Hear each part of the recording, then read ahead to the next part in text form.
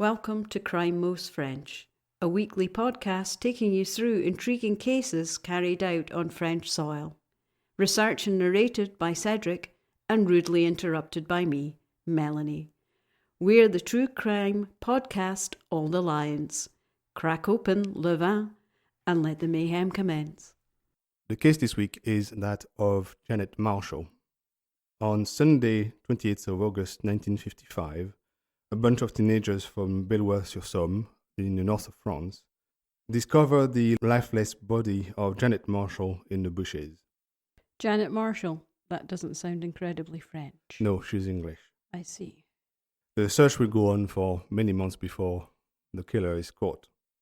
About 3 years after the Dominici affair, see episode 14, that saw the German family being killed, it's another British victim. This time it's in the north of the country instead of being in the southeast as in the Dominici affair. The group of teenagers had gone to the woods to do whatever teenagers do in the woods. No dog walker this time? No, not dog walker this time. They discovered the lifeless body in the bushes along the road they were walking through the forest. Mm-hmm. As soon as they do, they run back to the village and alert the gendarmerie in Picquigny.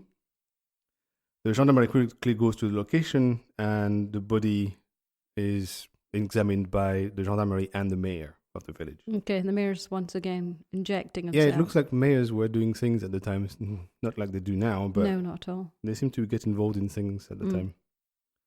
There they find a few meters from the body a green bicycle. The brand is a Raleigh bicycle. So, but British manufacturer rather than French. British manufacturer, yeah. But they were sold in France as well. I remember seeing them when I was a kid. Okay. So they were also sold here. So it doesn't necessarily say it means that she's English. Next to the bicycle, they find a spare wheel with a label on it. And the label says, Miss J. Marshall, Auberge de Jeunesse, that means youth hostel, 49 Avenue de la Porte de Châtillon, Paris 14th. So southwest of Paris. She's not hired this bike. She's brought this bike. She's obviously on holiday. Yeah, well, at the time they don't know who it is, but yes. The body is the body of a young woman about 30 years old. She's half naked. She's lying on her back. Her hand is behind her head, and her head is at a slight angle that shows a very deep gash at the top of the head and a hit on the temple. So she's been hit a couple of times then? She's been hit at least a couple of times, yes. There's at least 2 injuries to the head. Okay. It also looks like she's been strangled. Right. And Dr. Bont, who was taken to the crime scene, refuses to deliver permission to bury the body because it looks fishy. Yeah, I mean... That would be the answer, but yeah. Yeah, you don't fall off a bike, hit your head twice, and strangle yourself. No. If there wasn't strangulation, you could say maybe it was an accident, but no strangulation, she's been killed. Presumably if she was doing kind of like really hardcore mountain biking, she could possibly have 2 different gashes in her head, but not strangled. Yeah. It was a man's bicycle that she had. Okay. Which also was noted. Yeah. But yes.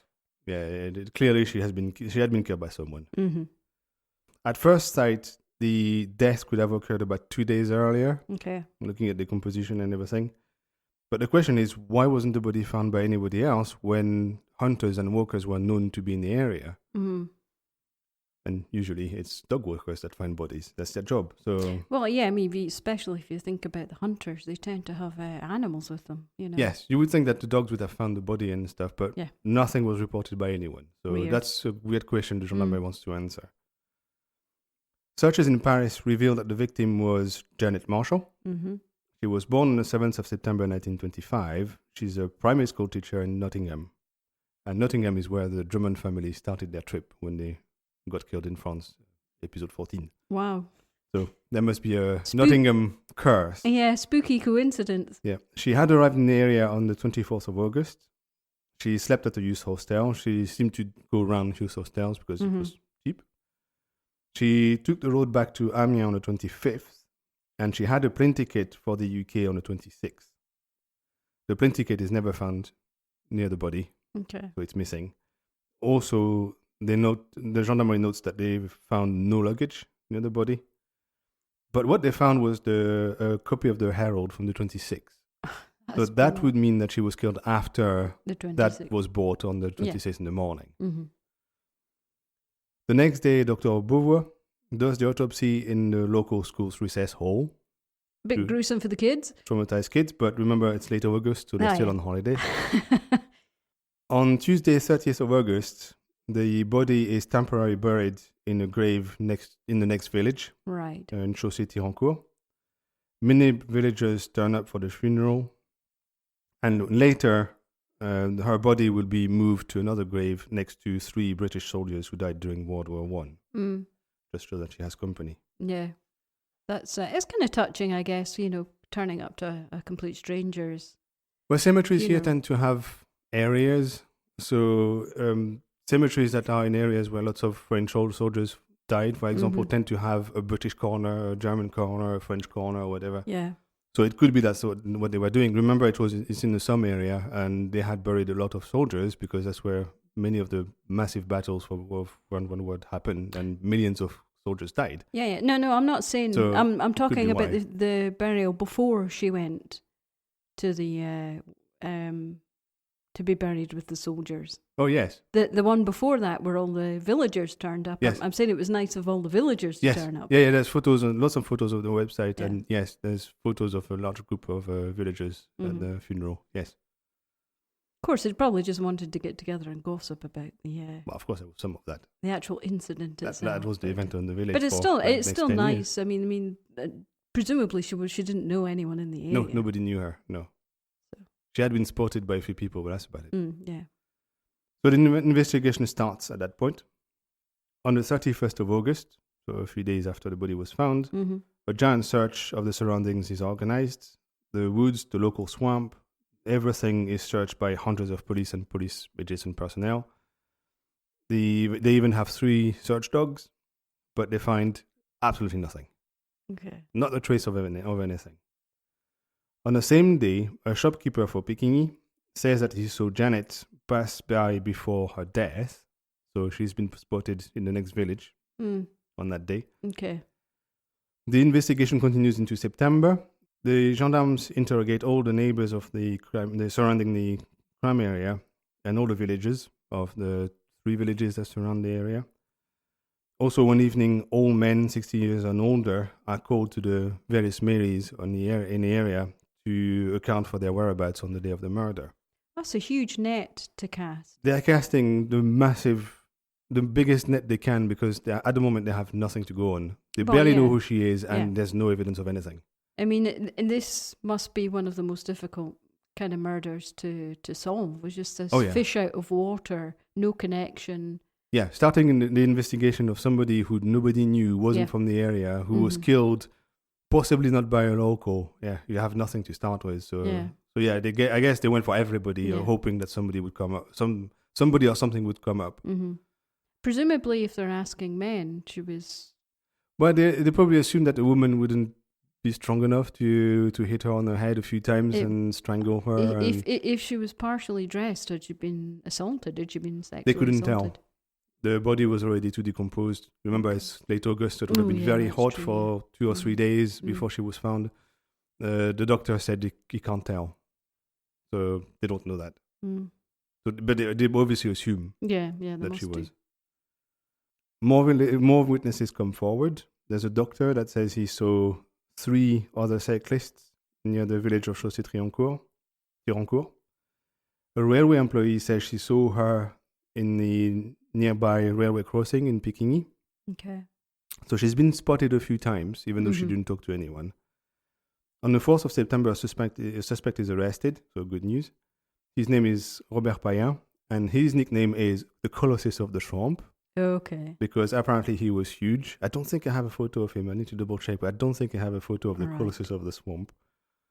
They interrogate him for hours and hours and hours, and nothing comes out of it. So they let him go. They obviously decided it wasn't him. But he was the oddball of the area, so they assumed it was him, and no, it wasn't him. More and more people come forward saying that they saw Janet. It's really turning into noise at that point because everybody's seen her everywhere. So they don't even know which sightings are right sightings, which sightings are imagined, which sightings are jokes. So they have absolutely no clue. So there's Yeah. too many people coming in with, oh, I saw her here and here and here. Yeah. I mean, it's kind of like handy she was on like a green bike, and that's probably going to stand out in people's mind rather than just like a random woman walking past. But yeah, that does create a lot of noise. Yeah.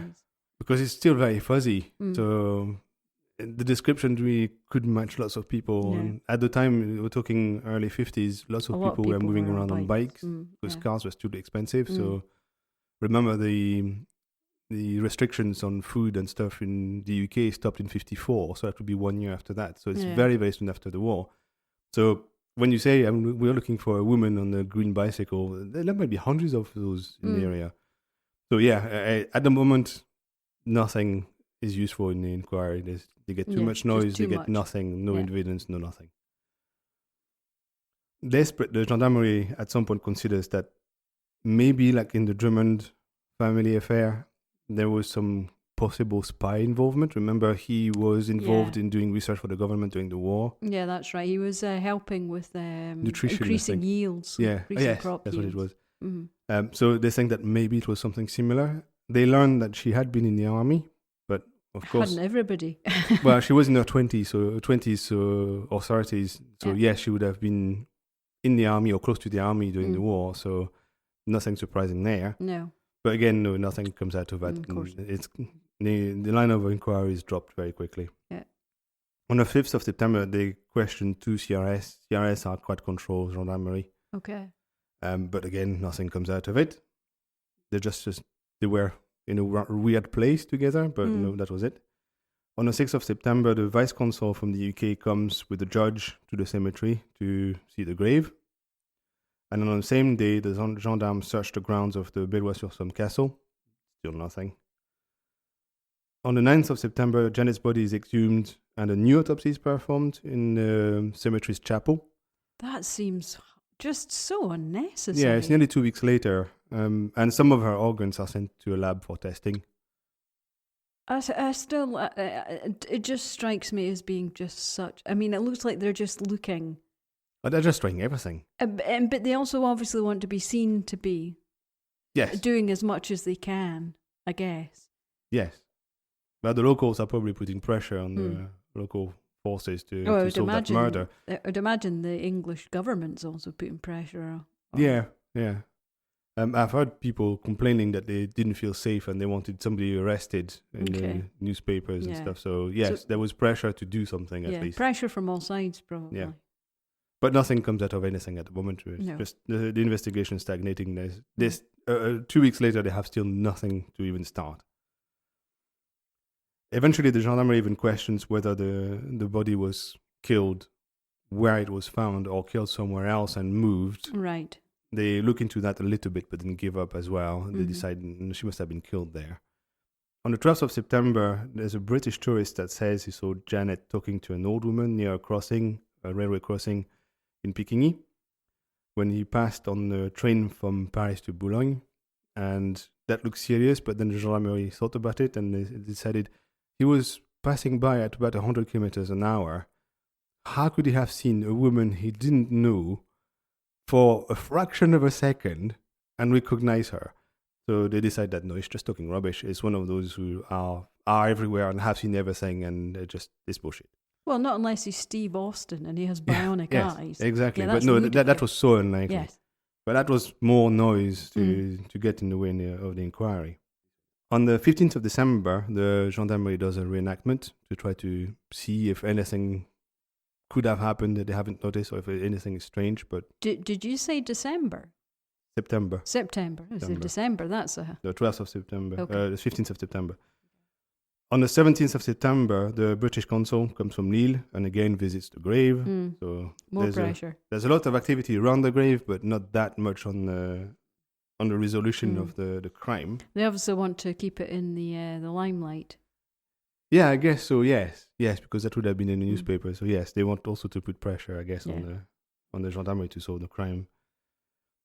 On the 17th of September, the gendarmerie becomes interested in the witness account of a local farmer called Paul Baudimont.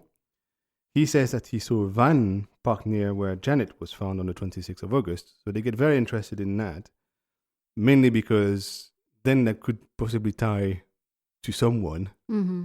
Unfortunately, he knew nothing about the van, didn't have a reg plate, didn't have anything, barely a description. So again, just noise. On the 20th of September, because they get nowhere, the gendarmerie calls for witnesses again. Okay, we're starting to kind of like almost touch the month. We're touching the month, yes. On the 22nd of September, someone declares to have seen Janet. On the 27th of August, Okay, so that's in the day after. in the morning on the National Road 35, Mm-hmm. which is weird because that's the day after she was thought to be killed. Mm. A suspect is interrogated in England by Scotland Yard. The gendarmerie questions hunters as well that were in the area, but didn't apparently see the body, and the gendarmerie is still not happy about that. Was the body well hidden though? No, it wasn't. It was just in the teenagers found her in the bushes very close to the that's road, true, so she probably wasn't even hidden. Well, were the hunters pished? Was it in the afternoon? Because let's face it, they all stop off and have quite a heavy lunch, don't they? Yeah, Mm. yes. At some point, they even do a reenactment of the whereabouts of some of the hunters Mm-hmm. who said they were in the area but didn't see anything.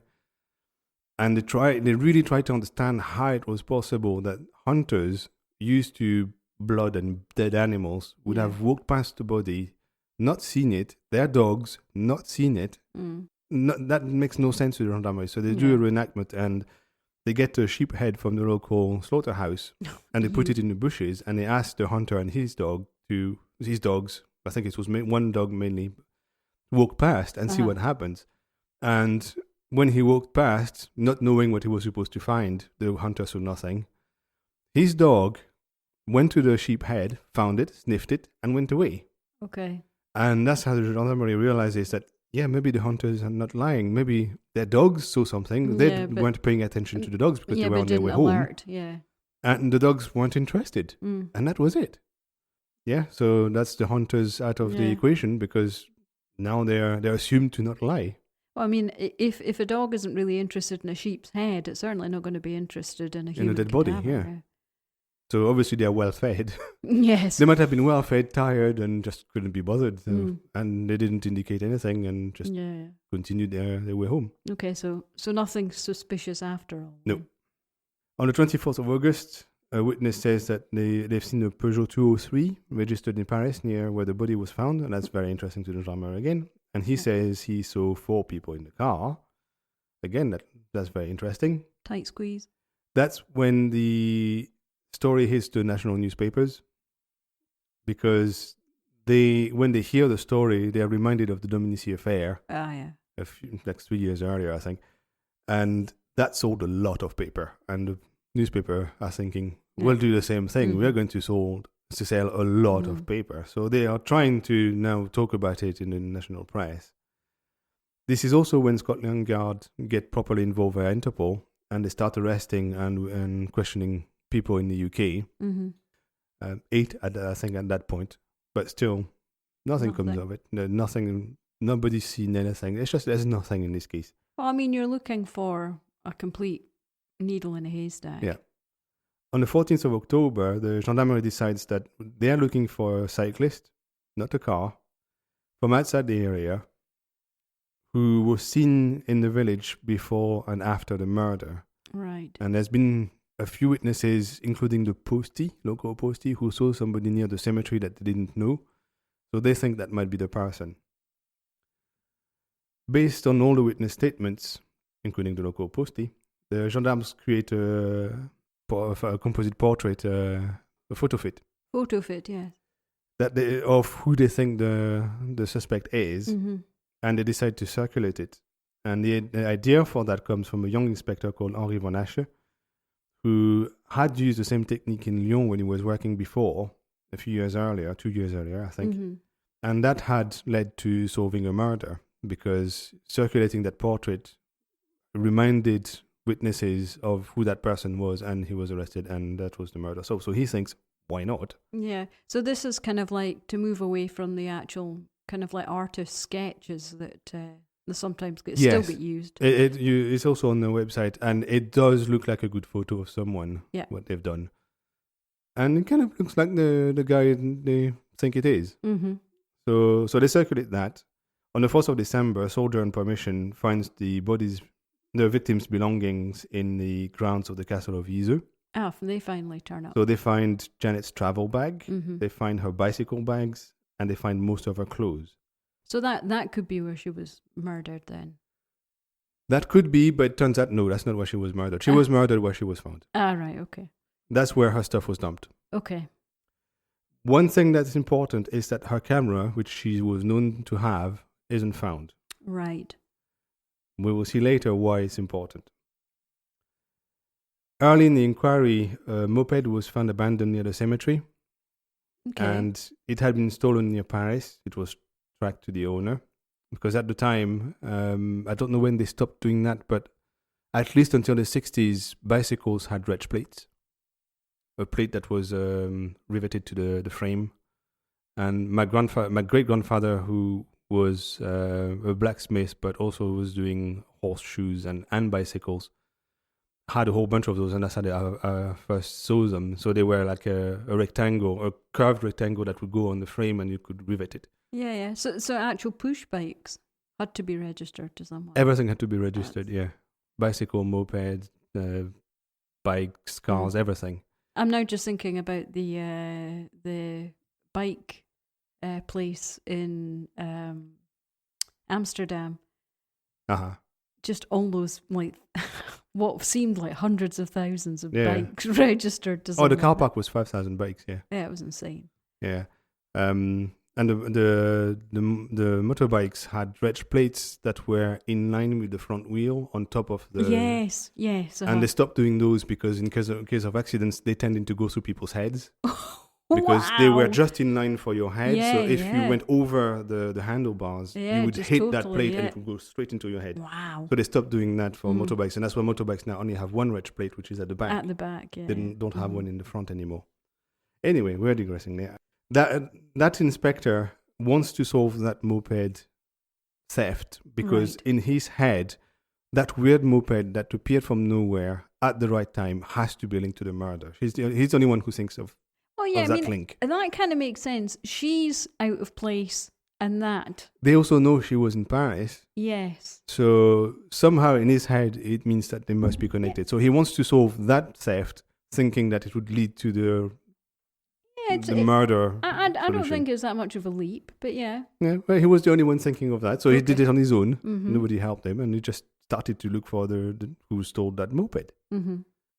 On the 12th of December, someone is arrested in Pas-de-Calais, which is very north of France, where the tunnel is now, because he looks like the photo fit that the gendarmerie circulated. Okay. He is questioned, but it wasn't him. It just happened to look like the photo fit. Again, on the 21st of December, it happens again. Somebody's arrested because he looks like the photo fit.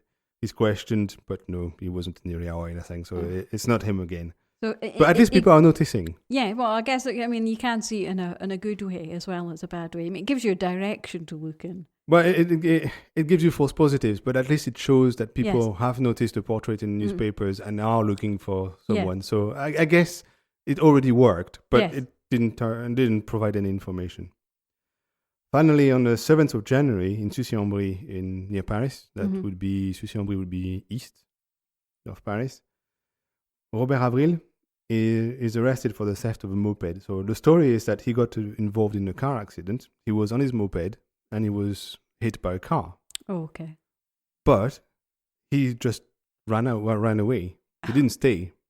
Would that be because the moped he was on wasn't his? Yeah. So that confused the driver a little bit. But when the gendarmerie came, they talked to him, and yes, they discovered that the moped was stolen. It wasn't his. We have a picture of somebody who's into stealing mopeds.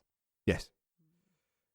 At the moment, it's not linked to the murder, but that's just something that happens. Mm-hmm. And the driver described the guy as having a mutilated hand, and I looked at what that meant.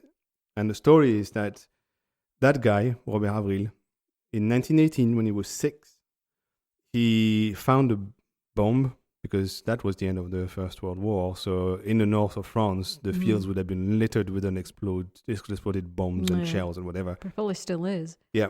And he was 6, he played with it, and it exploded. Oh. And it took 3 of his fingers. Bless his heart. So that's what happened. But the police wants to find him. And unfortunately for him, he had stolen the moped but registered it in his name. So they have no problem finding him. Yeah, what? Hang on a minute. Whoa. He steals a moped and then registers it? I know.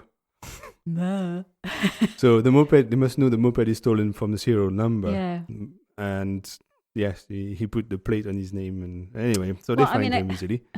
To give him the benefit of the doubt, at least, nobody would do that now because, it would instantly be flagged up on a database somewhere. At least it was on paperwork then, if he could try and I guess so. Also, he probably didn't want to be arrested if he was stopped by the police because his moped would have had a reg plate and they could have checked the reg plate and it was all okay.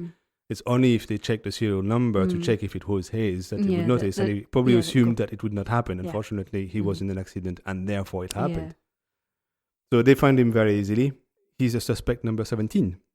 Wow. Because when they arrest him at his sister's place in Sucy-en-Brie, he's found in the house, but also Janet's camera is found in the house. Dun, dun, dun. So that's why they link him to the murder, because that camera that she was known to have that wasn't found anywhere near the body or anywhere near the belongings has now turned up in Paris in someone's house. So we've got somebody who likes pinching moped and her camera. And stealing cameras, apparently, yes. So Robert Avril is known for 2 things, thefts and rapes. Okay. He had been sentenced to 10 years of hard labor for rape a few years earlier. And as soon as he was released from prison, he was arrested again for bicycle theft. And I can't remember how many he was arrested for, but a good number of moped and bicycle thefts in his life. So that was obviously his thing. And they know it's him also because he's missing 3 fingers. But also, how close to the photo fit? Fairly. Okay. It's not him really, but when you know, you can see it probably is. Okay. It's all the photos will be on the website, including his. At first, he confesses that he stole the moped that was found in the village. Right. And he confesses to stealing Janet's belongings. Right. But he refuses to confess to her murder. Oh, okay. Yeah, I guess you're talking about, a misdemeanor to an actual major crime. Yeah, he probably thought that he couldn't get away with denying the whole thing, but if he denied some of it, then they might not find the rest. Yeah. They continue to interrogate him for several days, 4 days, I think. And eventually they give him all the evidence they have against him and he confesses to the murder. Yeah. At that point, he decides that he can't continue denying it. They know it's him.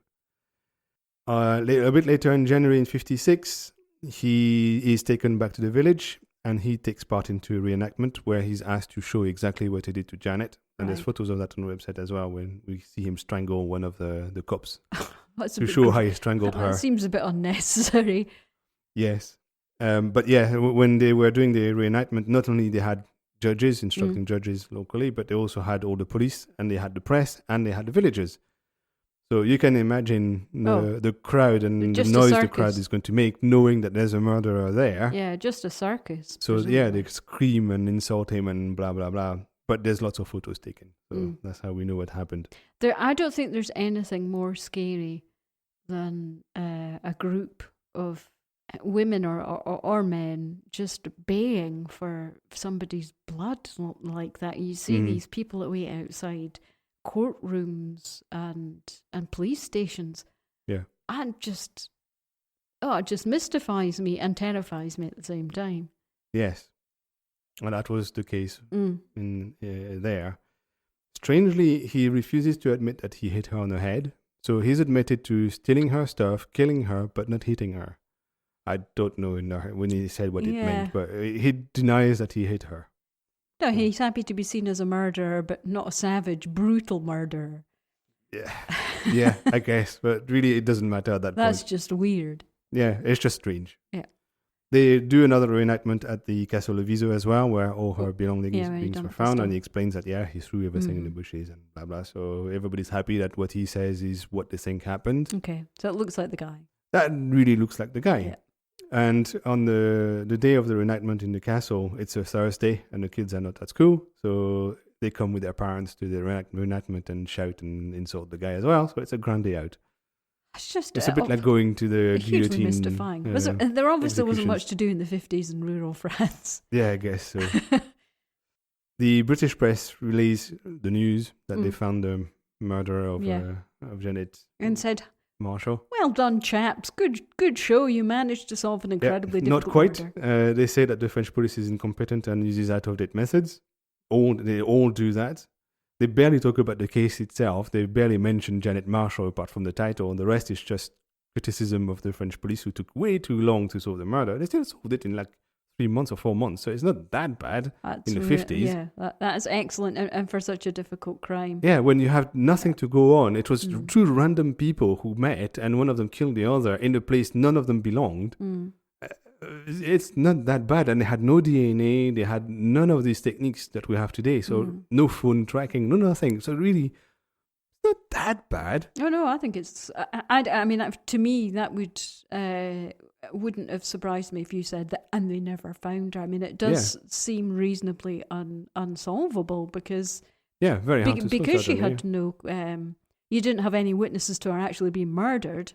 Yeah, and she wasn't from the area. It wasn't anyone who knew her. No. It's two random people in a random place. That's very hard to solve. Those are the most difficult murders to solve. So no, I think in 3 months, I think they did an excellent job. There's only one newspaper that praised the inspector who had the idea of linking the moped to the murder, but that's about it. Everything else is criticism of the police. The trial runs from the 30th of April 58 to the 7th of May, so 2 years later, roughly. Mm-hmm. He's sentenced to life of hard labor because that was really not difficult. He couldn't really deny anything at that point. No. But his sentence is commuted to 20 years in prison very quickly. Okay. And there are a number of automatic sentence reductions in place, like good behavior and whatever. So he comes out after 15 years or so. So he comes out in June 1971 after 15 years. 15 years seems a bit short. It's a bit light, yes. Although we've seen in the US that you can go in the street with an AR-15, kill people, and come out with nothing. So it's a bit more proportional to what happens in the US. Yeah. He dies on the 5th of October 1994. He was 80-something, I can't remember, in a Paris hospital. Either because he was hit by a car on his moped, again. Layers of irony. That some of the newspapers report that, and some new newspaper report that he had a brain tumor. Okay. I don't know which one is true. I can't access his death certificate because it's too recent. You can only access the 75-year-old ones. Yeah, or if you're family. At a minimum, yeah. And if you're close family. Yes, close family. Because to get my great-grandfather's one, I had to lie. I had to say I was his grandchild instead of his great-grandchild. Because as a great-grandchild, I can't access the death certificates of my great-grandparents. But you knew some of your great-grandparents, didn't you? Yeah, I knew them all. I knew three couples, yes. Wow. But I was too far away from them to get their death certificate. Okay. The significance of the affair is that for the first time in France and most of the world, it's the first time that a photo fit is used to solve a criminal investigation. There had been drawn portraits in the UK since 1881, which were called identikits, but not photorealistic documents. Yeah.